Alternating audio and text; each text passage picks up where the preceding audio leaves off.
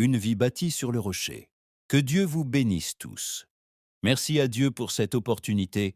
C'est un honneur de servir dans la vigne de Dieu. Aujourd'hui, nous ne sommes pas ici pour parler seulement à un groupe particulier, ni uniquement à ceux qui croient déjà.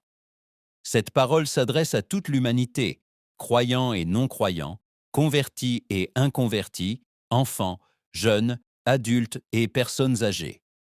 Car la parole de Dieu n'a pas de limite. Elle n'exclut personne et atteint tous ceux qui l'écoutent. Je vous invite à ouvrir votre Bible dans le livre du prophète Ésaïe, chapitre 28, verset 16. C'est pourquoi ainsi parle le Seigneur l'Éternel. Voici, j'ai mis pour fondement en Sion une pierre éprouvée, une pierre angulaire précieuse, un fondement solide. Celui qui croit ne se hâtera point.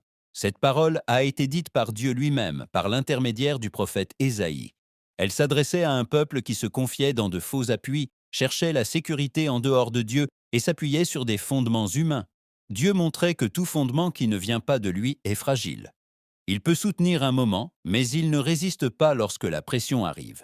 Au milieu de la crise, de la crainte et de la confusion, Dieu a déclaré qu'il établirait lui-même un fondement véritable et solide afin que celui qui croit ne vive pas dominé par la précipitation ni par le désespoir, mais affermi. Et cela nous parle aujourd'hui avec clarté. Le fondement n'est ni une idée ni un système, c'est Dieu lui-même. Sur lui repose de la vie et la foi au milieu de toute tempête.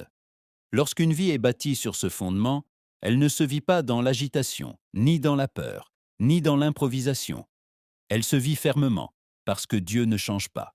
Ainsi, même lorsque tout semble trembler, le cœur peut se reposer et recommencer, car Christ est le rocher, Christ est le fondement solide, Christ est l'espérance, Christ est la vérité, Christ est la pierre précieuse, Christ est la pierre angulaire, Jésus-Christ est la vie. Merci Seigneur pour ta parole.